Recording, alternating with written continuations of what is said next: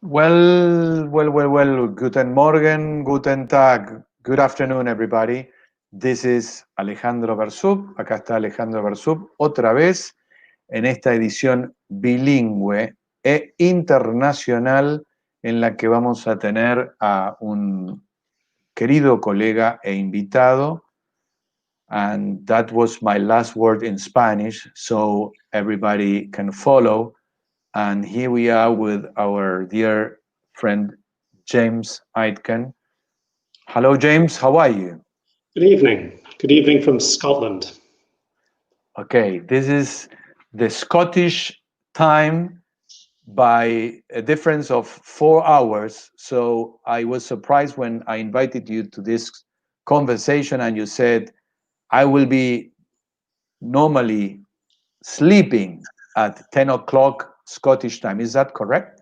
No, I was just making it up. Normally, I'm just settling down to a nice whiskey or something at this time. So, Okay. But because I knew this was happening, I'll leave it till later on.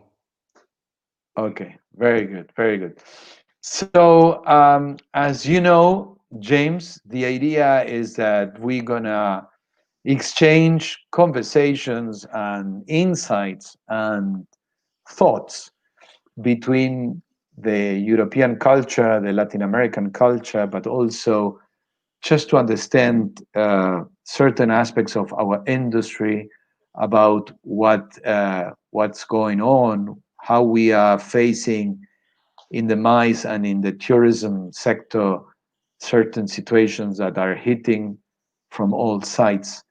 And but before moving forward to our agenda, I would like just to give you the opportunity to know a little bit about you, and please introduce yourself and tell us what everything what you'd like to share with the audience. Okay. Sure. So I'm Scottish. I'm from Edinburgh. So I was born and bred in Edinburgh.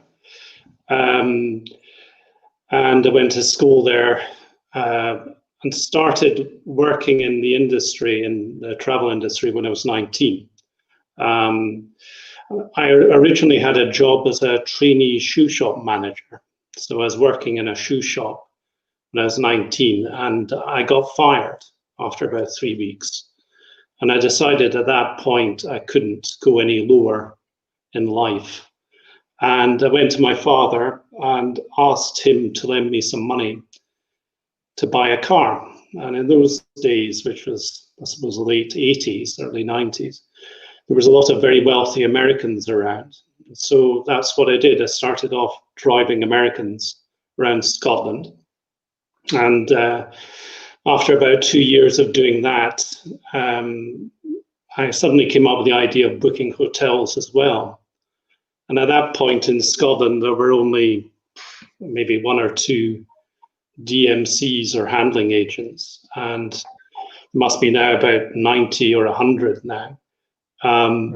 So anyway, I sort of started off doing that. Had my own company, and that I sold that in the late 90s, started another, worked for an Italian tour operator, and then started Cashel Travel in 2000. And that sort of grew. And it's now got 25 staff. I'll talk about that a bit later on. But, with offices in, Manchester, Dublin, Edinburgh, London, and we'd sort of do MICE. We've got a luxury travel department, and we do group tours. So we do a bit of everything. So that's a kind of very brief history of what I've been doing. The other aspects of what I do is I've sort of been, the last 5 years, I've been involved quite heavily with Scotland, so as a chapter president for a year. And then I joined UKInbound, became a director there, which is the association of all the incoming travel industry in Britain. And I'm now chairman. So, and I picked a wonderful time to become chairman, because first of all, I had Brexit, and now bloody COVID. So I've been nursing the organization through a complete trauma. But anyway, just to my own misery of the company, I have to deal with everybody else's now. But anyway, that's what I signed up for, as I've been told. So, is that organization a private or a public one? It's private. So it has about 400 members, and it's hotels, visitor attractions, tour operators, ferry companies, you name it. It's anybody who works in the inbound agents and inbound industry. And we have various roles, but one of the main ones is lobbying the government on behalf of the members. So as you can imagine, the last few months have been pretty busy. So when I wasn't focusing on keeping the company alive, I was busy trying to keep everybody else's company alive. So it's been an interesting few months. You know, I wouldn't like to repeat it, but yeah. I can imagine. I can imagine. Let me move forward regarding just what it's sometimes a conversation that we had in the past, when sometimes not everybody it's so clear about the understanding of how the United Kingdom works, or how does this affect decisions like Brexit and connectivities and nationalities.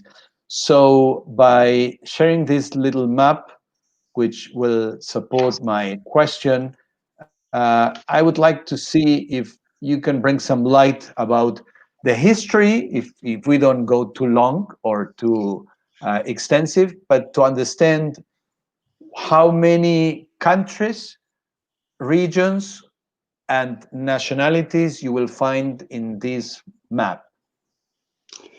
Okay, so the United Kingdom is made up of Scotland, England, Wales, and Northern Ireland. So each one has, well, there's devolved governments in Scotland, Wales, and Northern Ireland. There isn't a devolved government in England. So you have a British government, and then you have the devolved governments. So how did this happen? Well, Scotland and Ireland and Wales were all, and England, of course, were all independent countries, and they joined together. Wales joined England at the time of Edward I, which was in the 1200s, so it was a long time ago. And Edward I, son Edward II, became the first Prince of Wales, which is the name of the son of the current king or queen. Scotland joined in 1707. I'm keeping this very brief, Alejandro. Okay. It joined in 1707 with the Union of the Parliaments. Scotland was bankrupt at the time after a failed attempt to get an empire in Panama, which is another story. But anyway, they put all the country's money into this expedition, which failed. And basically after that, it was the Scottish government voted itself out of power and joined the British government. Northern Ireland is part of Britain mainly because the people in that part of Ireland are Protestants, whereas in the rest of Ireland they're primarily Catholics. But again, I could go on, but very briefly, that's the situation. It does mean that things are very complicated, though, because right now the British government is making decisions. Some of them affect the whole of UK, some of them only affect England. But they have a habit of only mentioning, they don't say this will only impact on England. They just say this is the new law. So it's been causing huge confusion within the United Kingdom because some things affect only Scotland, some affect the whole of Britain, and so on.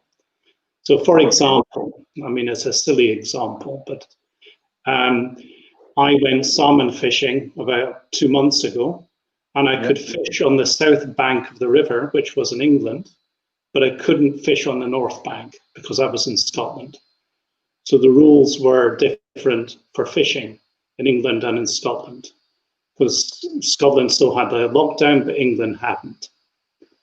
So, and a lot of people say that what happens is Scotland tries to become more independent, or to seem more of an independent country.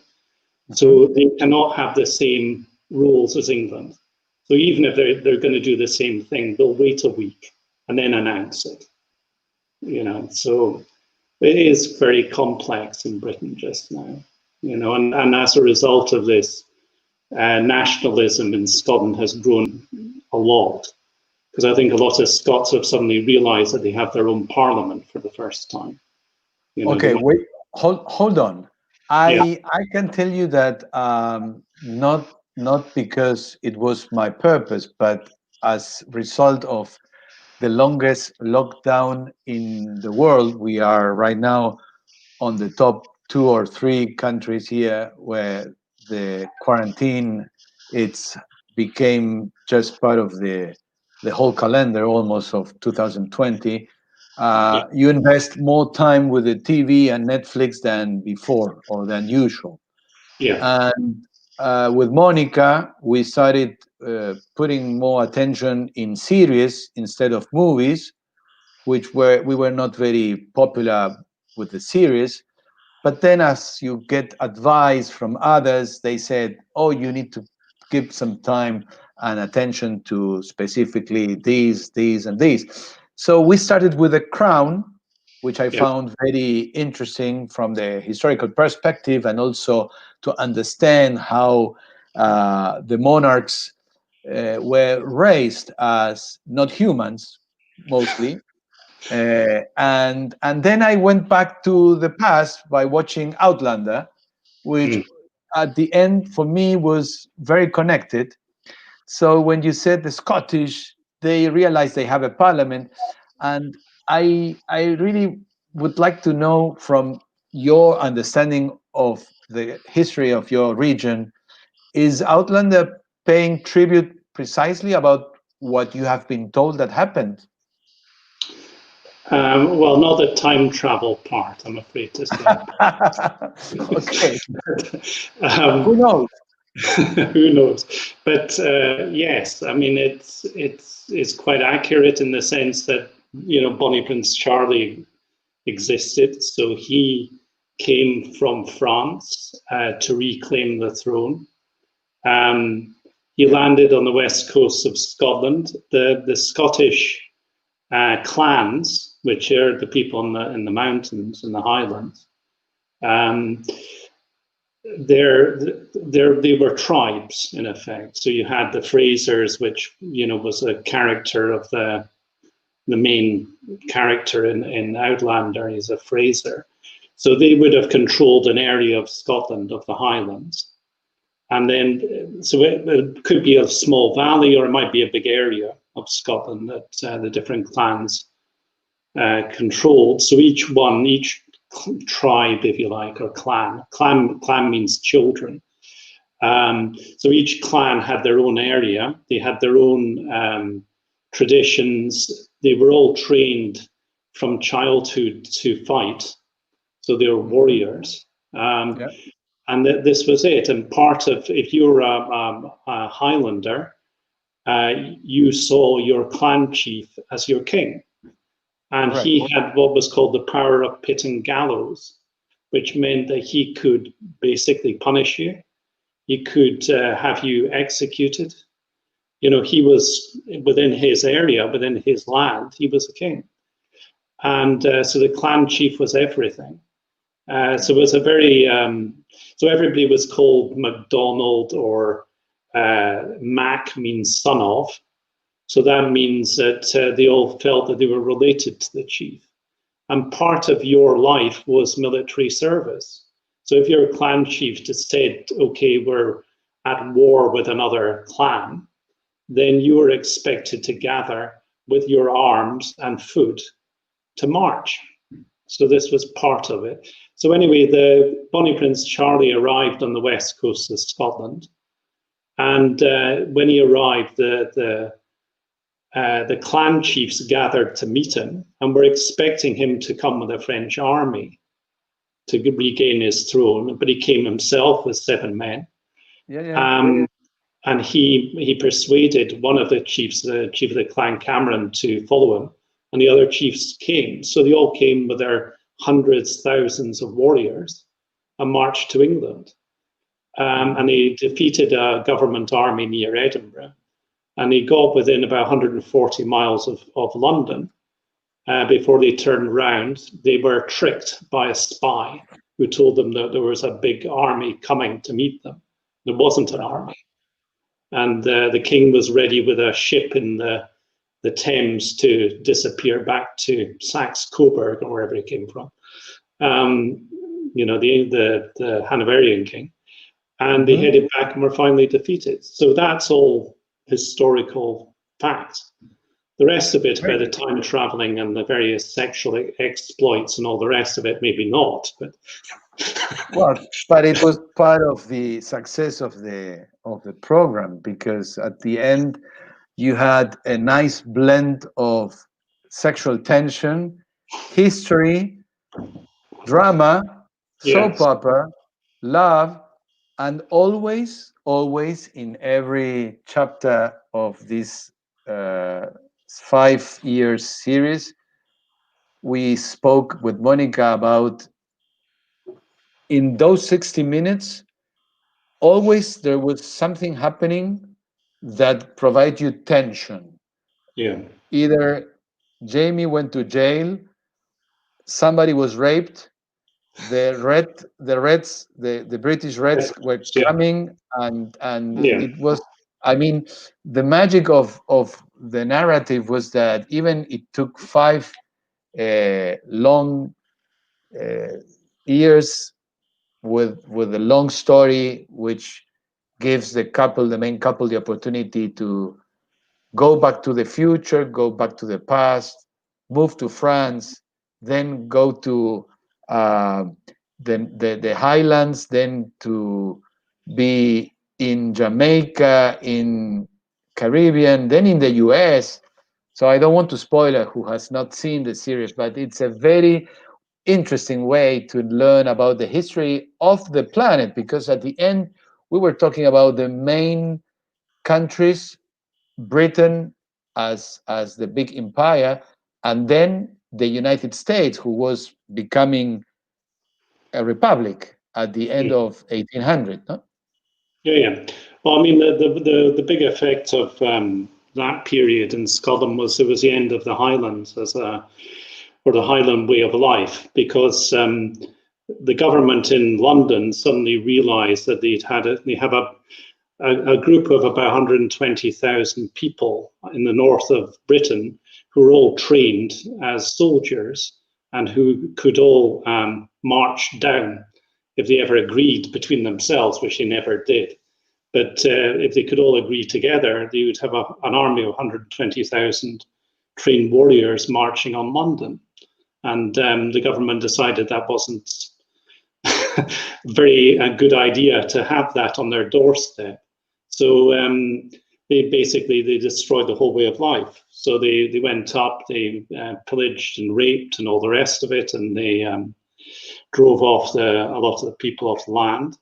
And then, of course, some bright person in the government came up with a brilliant idea of using them to police the empire. So that's where you got all the Highland regiments, like the Gordons and the Argyll and Sutherlands. And they were the ones who were fighting in India and North America, all over. So, I think the last Highland charge was actually in the United States during the Wars of Independence. So so they ended up fighting for the British in North America and India. So, and that was kind of the way they kept going, because they banned the carrying of weapons, they banned the playing of the bagpipes and so on. They basically went out to destroy the way of life of the Highlanders. But a lot of the cultural things that you think about in Scotland, like tartan, like whiskey, the kilt, all these Hmm. things are all from the Highlands. But somebody living in Edinburgh at that time would have seen them, as complete savages. They wouldn't have. They spoke a different language in the Highlands, so they spoke Gaelic. But hold on. When you said the savages, it was from the British classical perspective. That was the idea, just to say they don't behave, they are like farmers. It was that was more or less the feeling that because what it really affected me when I saw Outlander and as a South American, I felt empathy for the Scottish, was that after seeing The Crown and then going back to the real story of what happened 300 years ago in the island, because it's an island, the whole English island, England. in I Scotland. said it was strange for me because of ignorance, maybe, because those are not the specific details that we are taught in school. I went to a German school, so maybe I learned more about. I didn't even learn about. We learned about the European history as a whole, not specifically about each country. But it was like feeling strange to see that the Brits were the invaders, and the behavior that you see between the Scottish and the Brits were like more or less what would you imagine that was happening when the Spanish came to America, like different cultures, different things, and they were still apparently sharing the same islands, the same territory. That feels strange for somebody who's an Yeah, outlander.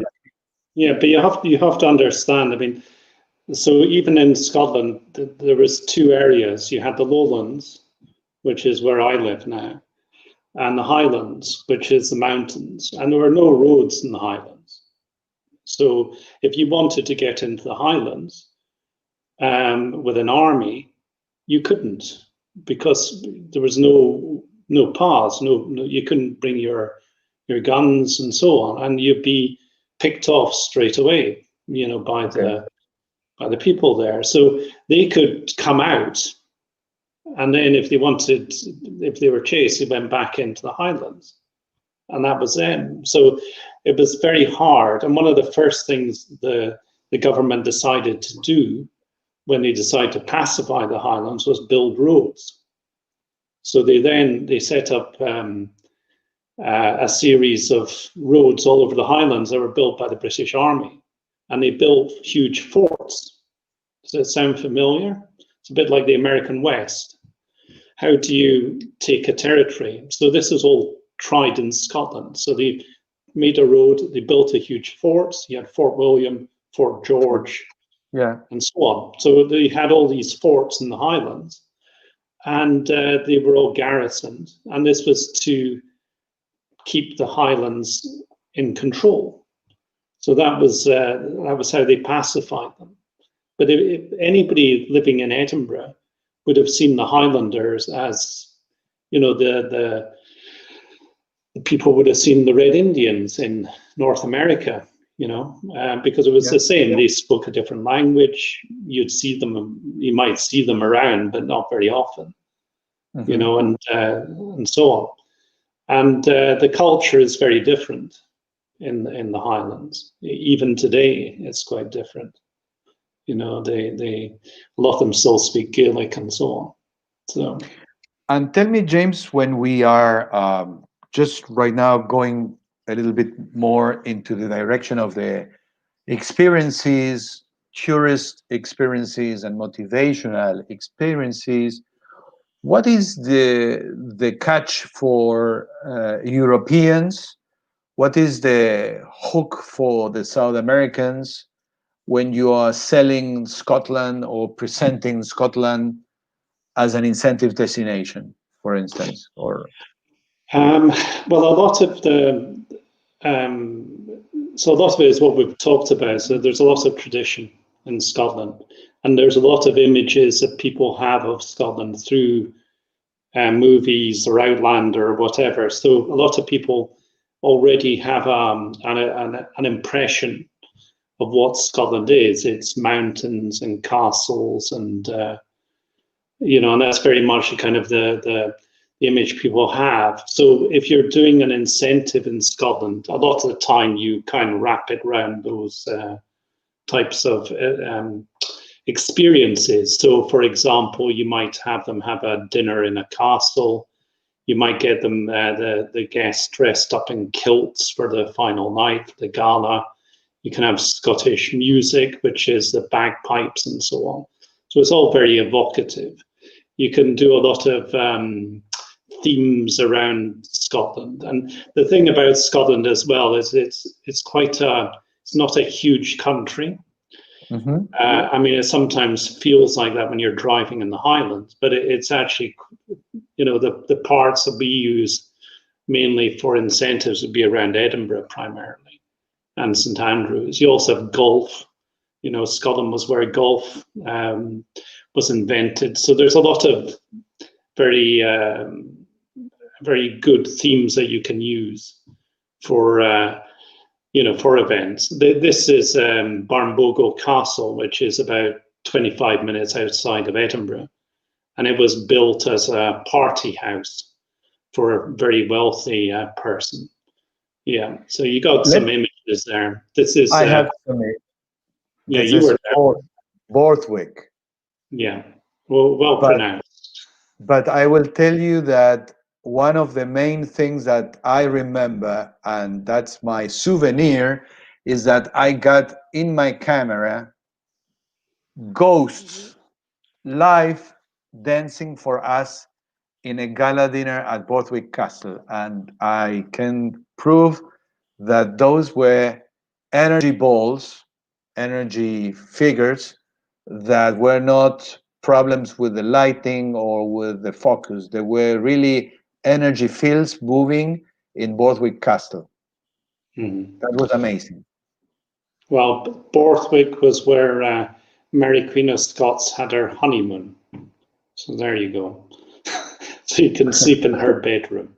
Yeah. But yeah. Well, that's us. Listen, I that's our group.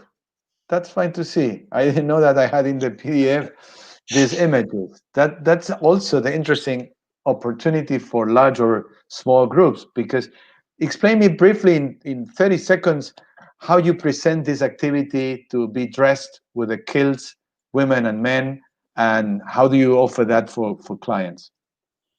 Well, I mean, so we'd have a kilt fitting. It's funny because men love to get dressed up in the kilt, because it's not very often that men get the chance to show off. And, it feels quite strange to be dressed in a kilt if you're not used to it. And generally, men absolutely love it, so they can show off and they look great. So we have to have fittings, in the hotel before to make sure they all fit and to show them how to put it on. But it's a very nice way to dress up for a gala dinner. Yeah, they all look gorgeous in that one. Yeah. No, it's perfect. Also, imagine for those who never wore a kilt, because that's my case. I realized that the experience of having somebody coming to the hotel to take all the sizes, and then on the next day having everything that you require, even the socks and the shoes and all the different fittings that are required to look like a Scottish gentleman, and then going to a haunted mansion or a historical castle. And also remember the dish that we had that night. Oh, the haggis, yes. Again, very traditional Scottish thing. It's a bit... How you make that? Well, it's a bit like I suppose it's sort of sausage. I suppose is the best way to describe it, but it's made out of parts of sheep that you probably don't want to know about, but mainly oatmeal. But it looks like a ball because it's inside the sheep's stomach, and they have a No, whole. normally it is much better if nobody explains how they make it before you eat it, correct? Exactly. But you know, I grew up on haggis, you know, because it's basically peasant food. You know, it's what you had around the house, and you made it into this pudding. So it's like a lot of cultures. You have the very what poor people used to eat, and now it's become quite you know, it's served at very expensive restaurants now. So it's a bit of a strange one, the haggis. You know, I like it. You know, but it looks like an animal. So they always say to people, they go into this long story about how you go hunting for them and all the rest of it. I had Well, a friend who one time he ran a hotel, and he used to have people throw them off the roof, and he'd go out with a shotgun and shoot them. You know, and this was his party trick. You know, but well, they look a bit like that. Yeah.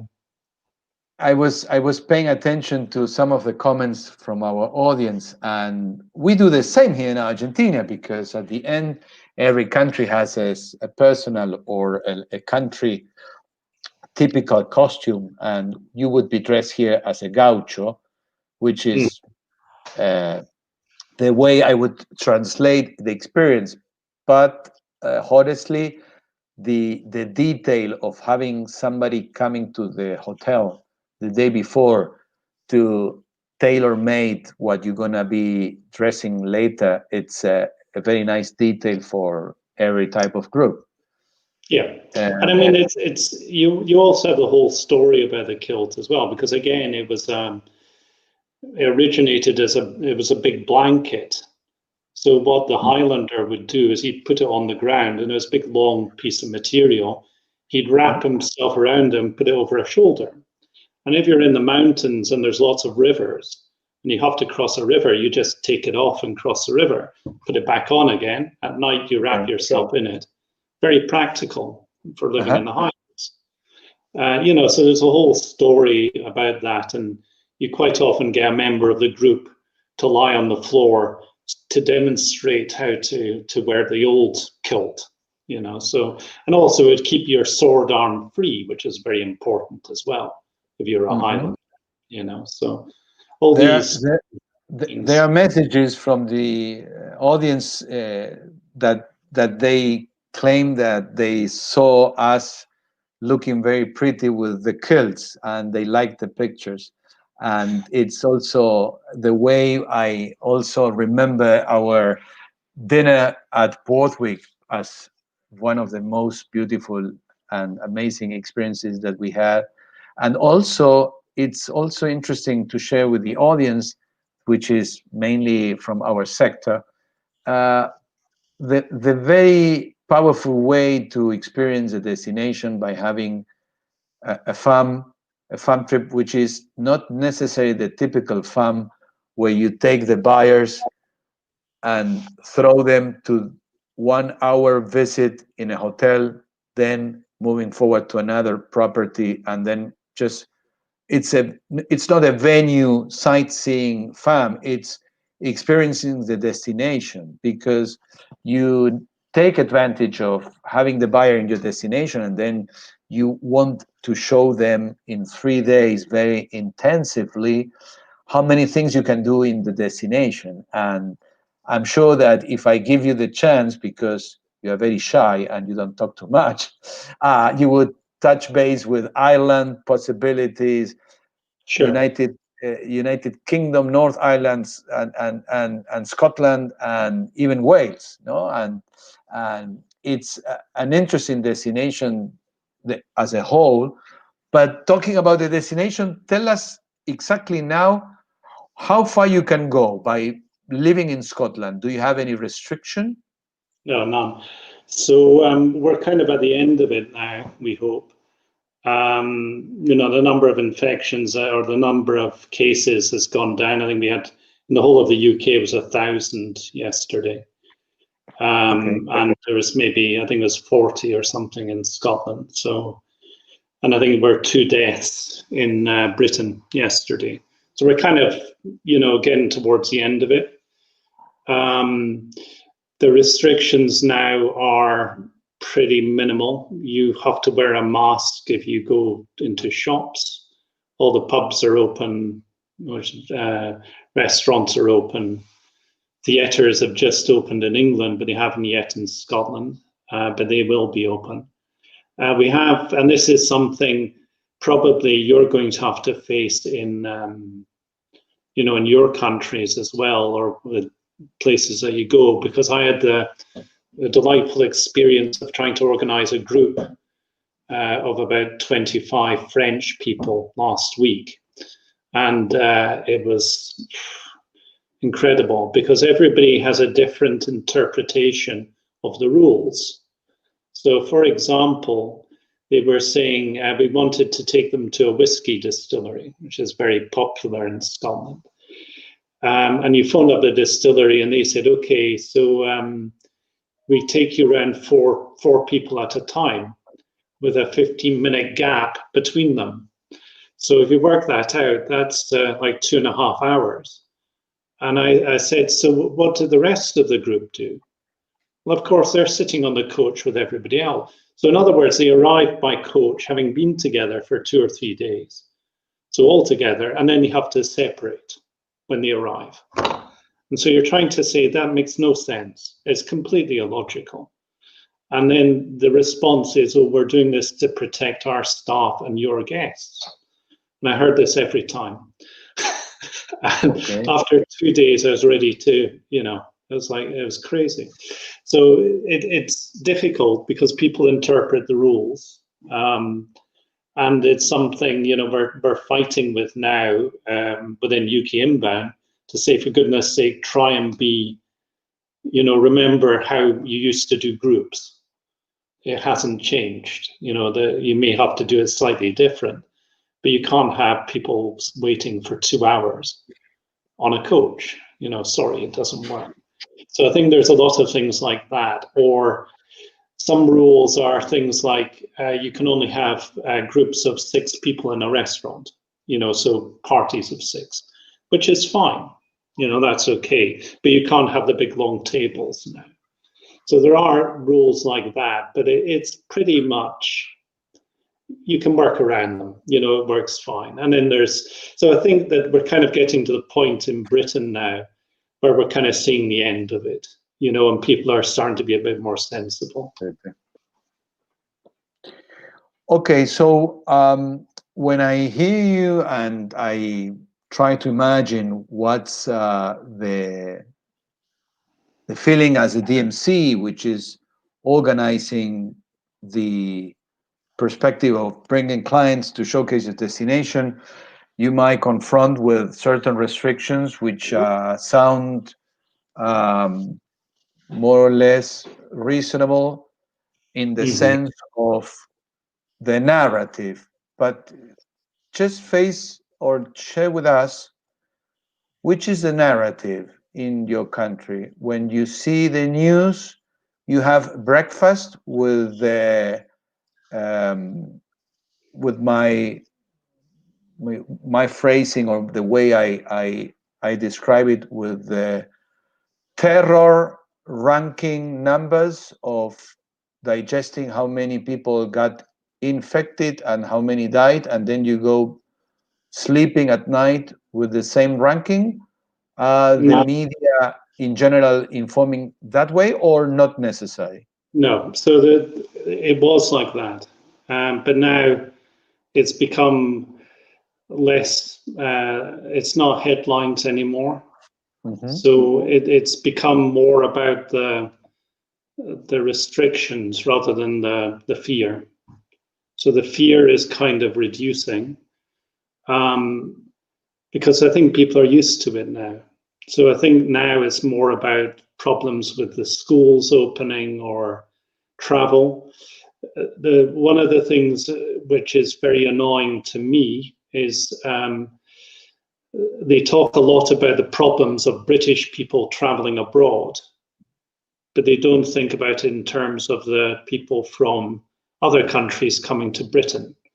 So the narrative is all about oh, great, we can go to Portugal now, but we can't go to France. So there's no discussion about all the business that would come, say, from France, because that's not even considered. All that the media is concerned about is the British people who can't travel to France. It's not the other way around. And I think that's the thing which is very frustrating, because the travel industry is seen as purely outbound. So they don't see it as an inbound industry. And I think that's something that people have to, fight with the government to make it understood. I mean, I think in Britain we're incredibly lucky, because Britain has spent a lot of money supporting companies. So we have a furlough, which is very generous, for staff. So the government's been paying the wages of most people in the travel industry. There's been grants, a lot of grants available, for all companies really. So what's happened now is that all the companies have kind of survived, the travel companies, but at the end, well, we'll have to see what happens at the end of furlough, which is in 2 months' time. It's the end of October, because that will be the date when things stop. So what's happened is in March, we went into this kind of strange world where everything stopped. The government pays everybody's wages, and then we're getting to the end of it, and then we're coming into the winter here. So that means that there's no business. So in effect, we have 3 winters, one after the other. And the problem we have now is who will survive.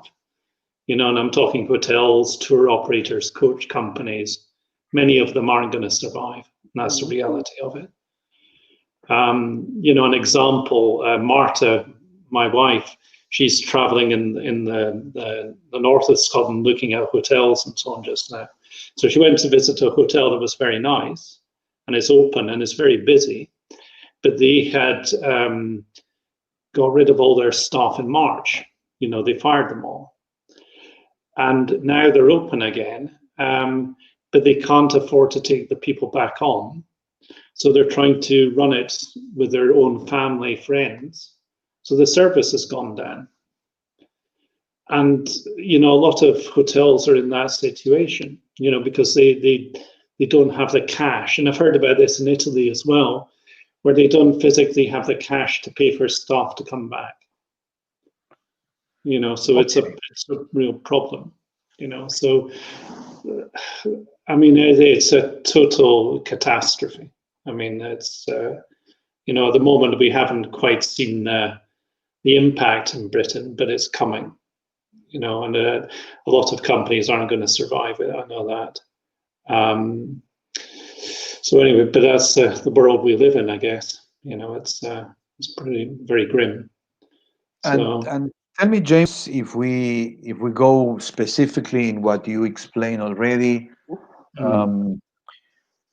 I think the matter of what's coming up, or it's happening right now, is that we as an industry, and when I say the industry, means the hospitality and the event industry and the other niches and segments that are related with outdoor and indoor interactions of humans, including schools, including hotel, including a lot of other things that are not necessarily touristical.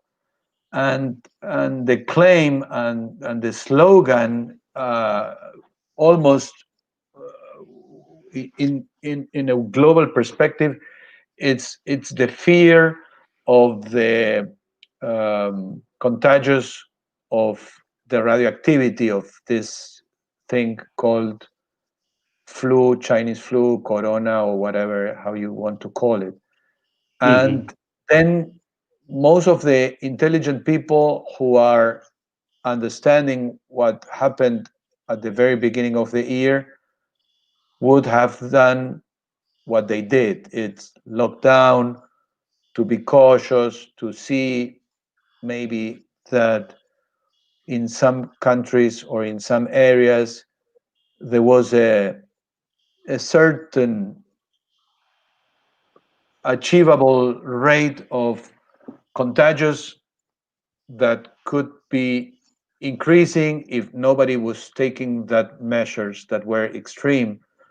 But then, after you see the whole story folding up in these 5 or 6 months, you can use statistics, which are the numbers, not the narrative, and intelligent people could understand that the lethality of this it's very low. Yes. So when everybody is facing this and leadership knows that for doing politics, because at the end politics means money through taxes and through investments that they can get if the industry moves.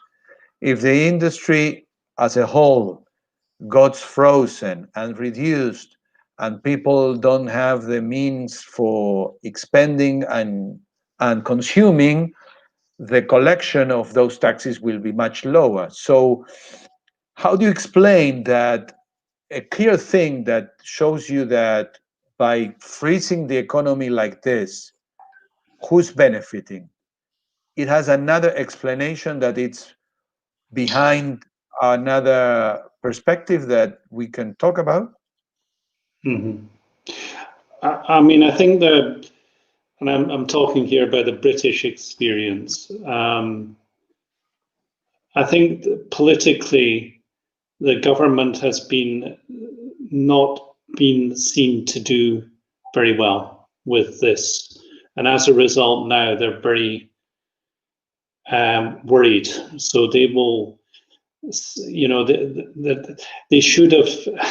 What they did was they should have stopped people traveling in March, and they didn't. They allowed people to keep traveling. We had 26 flights from Wuhan to Heathrow in January and February, for example. And then belatedly, they suddenly decided that, and this was in early July, suddenly they were going to impose quarantine. So they kind of waited after as we say, after shutting the door after the horses bolted, as we say. Yeah. So they did that, and they did it politically. So it wasn't to do with anything, any reason. And a lot of the time now, we're reading about quarantines being imposed. So people, for example, from the US, from Spain, Netherlands, different countries around the world are have to, if you come back from that country, or if you travel to, then you have to quarantine when you come back to Britain for 14 days. And they announced yesterday on a tweet that they're changing it. By the way, we're now adding 3 more countries. By a tweet. I mean, it's crazy, and Oh, So I think the implications, which the government doesn't understand, is the impact it has for the industry. If you're of going to, course. by the way, you've 2 days to get back, otherwise you're in quarantine for 14 days. And Well, that. I totally agree, and I think that sooner or later, and hopefully sooner than later, quarantine should be only limited for those who concretely are found with a positive contagious. Otherwise, if nobody from the public sector, let's say Ministry of Tourism and others, are understanding Mhm. that even for leisure or for business, nobody would fly knowing that they have to stay in a quarantine of 14 days. Yeah. This will be remain as it is forever, and my concern in what I see from a global perspective is that this is a soup which is becoming to boil, and in the middle are a lot of humans, a lot of humans, a lot of families, a lot of corporations, small corporations, those who got some help from the governments, and those who couldn't. There are also many suppliers who are not specifically aligned on the tourist sector, but they work with the tourist sector, Mhm.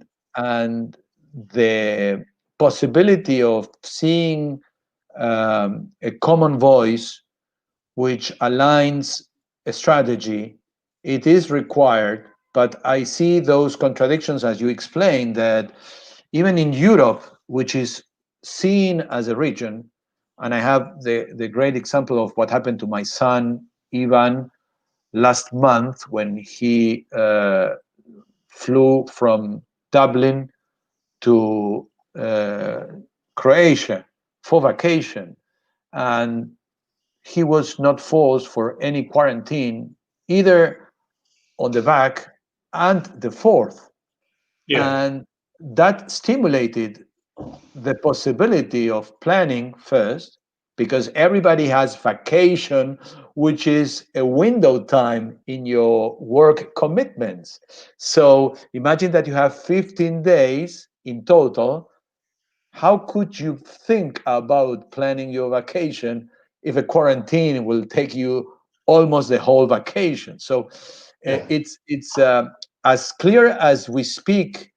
It's not really shown in reactions and measurements from the governments, and then again the question is what it's necessary to change those situations, because I want to bring you to the same conversation but from another perspective. How many measurements in the installation of plastics, gloves, alcohol, and social distancing and other things are now taking place in the hospitality? Uh, have you visited the properties in Scotland? How much hmm change you see from the experience, from the traveler experience? it's very little. I mean, it's so what would happen if you go to a restaurant? So I went out for to a very nice restaurant here, it's very famous. So what they do is when you arrive, you have your temperature taken. They have the zapper. Yeah. Um, the the staff wear masks, you don't, Hmm. and that's it. The tables are a bit more spaced out. Hmm. They have that particular restaurant, and I thought it was quite clever, but not very practical because you have a barcode on the table. You Yeah. use your phone, and the menu is on your phone. I haven't seen that before. But the problem is if you're trying to read a wine list on with all the descriptions. So the idea was good, but the reality didn't work very well. The same with hotels. So the staff have the masks, but you don't have to. So the and the thing is, what's strange is, if you told me 4 months ago that everybody would be wearing masks, I wouldn't have believed it because it's not British at all.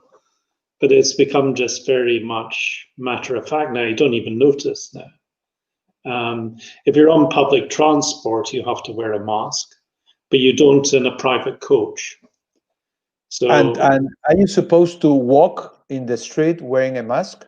no, no, no, Okay. nobody does that. So I mean, it's fine, and some people ignore it because we're in Britain. Others don't.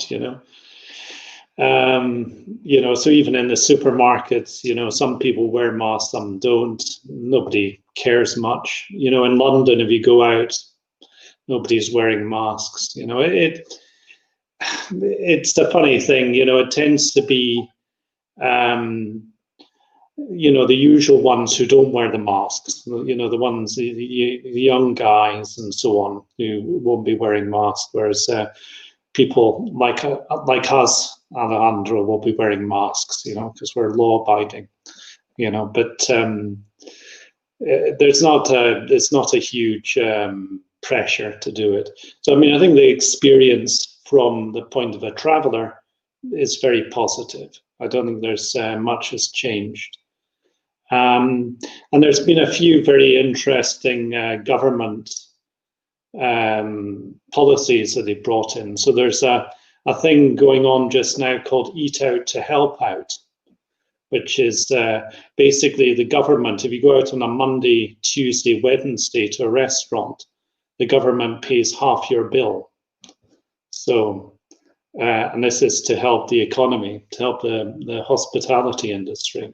Mm-hmm. They've also reduced the VAT in Britain to 5% from 20%, and that runs until January. I'm talking now about Britain. Ireland is different again. You know, they also have packages in Ireland.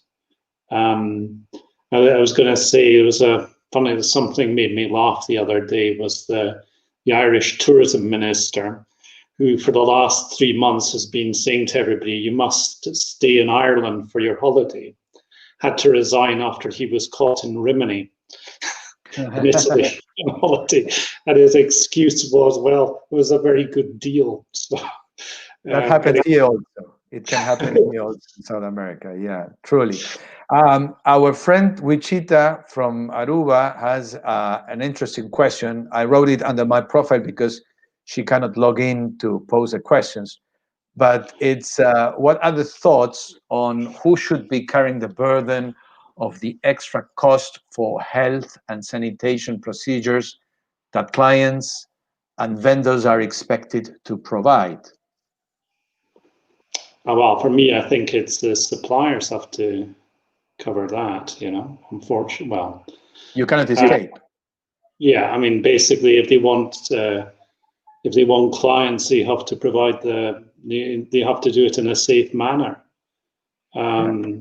So I think that's, well, certainly here, I've never heard of anybody being asked to pay for any of that. But I think what happens is, I think when you're in the midst of the pandemic, which you are now, I think, in South America, it's a different mentality, because I think where we are now, we're kind of a bit beyond that. So it's almost about it's almost a nuisance. You know, this is how people see it now. So it's not a health issue anymore. It's just more of an annoyance. And you know, they announce on a Thursday, oh, we're going to open up cinemas, you know, in a week's time or 2 weeks' time. And then a week later, they say, no, we're not opening up cinemas anymore, but we're going to do it a week later. Or you can have a wedding up to 30, but not 31 people. Yeah. And it's or I've seen that. They're strange. You know, you can have your beard done, but you can't have your eyebrows done. You know, it's like, come on. You know, there's things that are incredibly, to me, completely illogical. For example, you've been to Edinburgh Castle. Now, if you can think of anywhere in Britain that is more open air than Edinburgh Castle, I mean, because you're on top of a rock with the wind blowing around. Yeah. You know, so, but there, instead of, they normally have 18,000 people a day, they now have 1,000 just now. But they're changing that in 2 weeks to normal numbers. And you think, okay, so what's changed between today and 2 weeks? You know, so a lot of the things that are coming in, the regulations, are a civil servant reading it who has no experience of dealing with travelers or whoever, who take this and they make up their own ideas as to how it should be. And it doesn't make any sense to anybody who actually is looking after the people arriving. But it takes maybe 2 weeks to go back to the civil servant to change the rules to what they should be.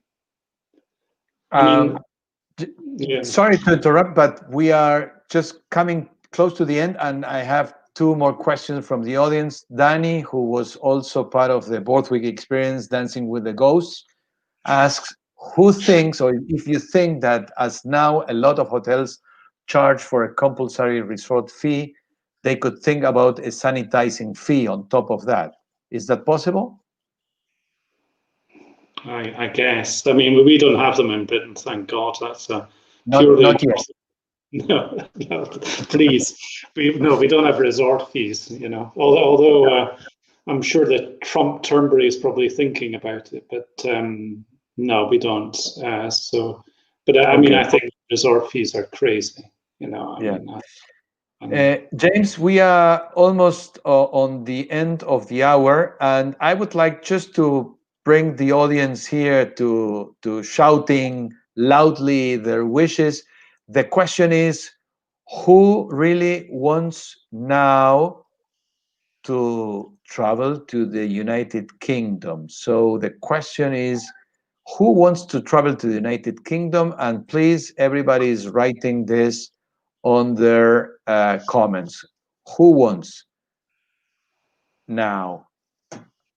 On your account, James, you are taking all the audience to your castle in Scotland and give absolutely. them the best Scottish experience.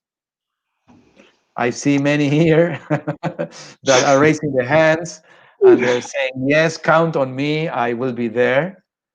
And I see some of the dear colleagues that are coming a little bit just at the end of the hour, and I know that there is a lot of other topics I would have liked to touch base with you, but I also enjoy a lot that we were capable to do this in a short time because it's a short conversation, but it's also a pleasure to exchange ideas with somebody from the other side of the ocean, and I hope we will be able to meet again before the end of the year, probably in Barcelona if we can make it on the 1st of December at EABTM.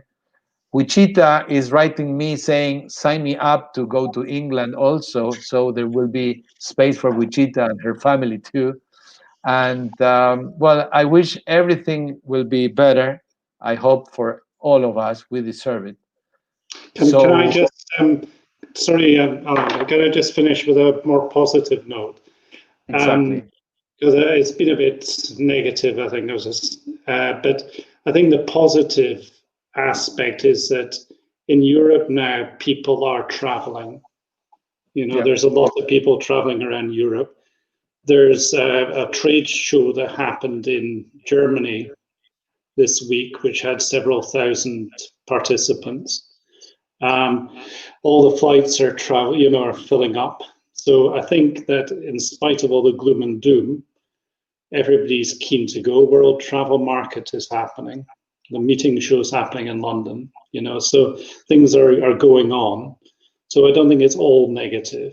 I think we're kind of, at the moment, we're all still a bit shell shocked here, but we're starting to get back into things. And for me, it's quite encouraging to read about 300,000 Brits desperately trying to get back in time to miss the quarantine. Because, I mean, it means that at least they all traveled. So somebody made money, Yeah. even if they all disappear again. But, Well, it was a pleasure, James, and it's time to go to bed and to have a nice round with Hugo, who was sitting very calm without doing any noise. So the best for him as he's behaving as a lord.